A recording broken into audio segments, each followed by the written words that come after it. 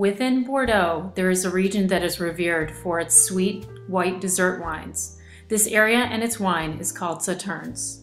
The most famous of Sauternes is Chateau Yquem, the definition of liquid gold. Highly valued and cherished, it is an iconic wine that can last a lifetime.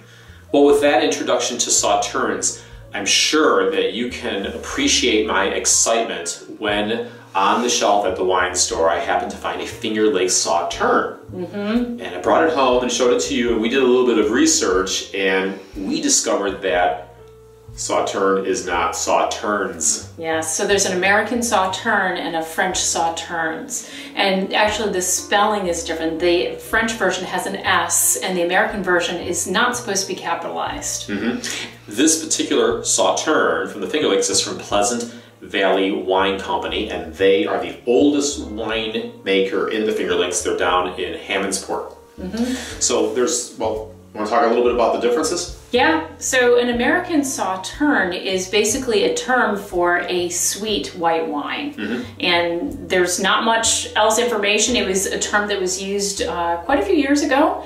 And oftentimes it's referred to as a sweet Californian white wine. Yeah, whereas Sauternes, it's going to be a particular varietal. Usually it's Sauvignon Blanc or a Semillon or Muscadel, and they leave it on the vine in order to develop a noble rot, and it takes a lot of risk, which we'll go over in a second. So why don't we kind of look at this wine here in particular, and just first off by appearance. Yeah, big difference. The bottle of Sauterne that you guys saw was really yellow color versus this is very, very pale yellow. Yes, and Sauternes, the French type, can actually develop with age into a brown, even I've seen in black bottles. And over years. It may take 50 years for that to happen, and they're still like extremely expensive and really good to drink. So how about the smell? Well, this has a really grapey smell to it, or foxy is what oftentimes is said by some. And you know, if I had my eyes closed, I'd think that this was like grape jam. This is like grape bubblicious bubble gum. You know? Absolutely. Versus a Sauternes, a French Sauternes would smell like apricot or honey or fig, you know, a lot of different nuances. This is purely grape, maybe a little bit of citrus in there. Get anything else? Go ahead.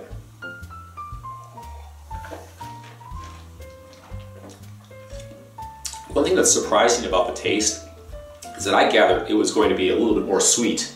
Than it really is. This is like a semi-sweet, which is actually nice. I was really expecting something much sweeter based on the nose. I wonder if there's actually some Riesling in this, because I almost think that I taste a semi-dry Riesling. Oh, there's definitely some maybe Native American or maybe a hybrid grape in there too. Not really sure, because Pleasant Valley didn't necessarily say on their website or on the bottle what the different grapes are.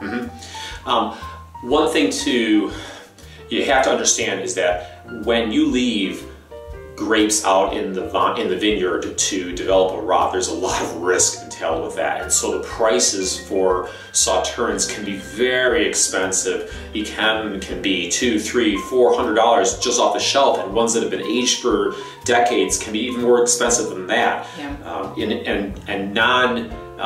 what should I say, the less popular Sauternes can still be $50, $60. Whereas this one here, this Sauterne. Very affordable.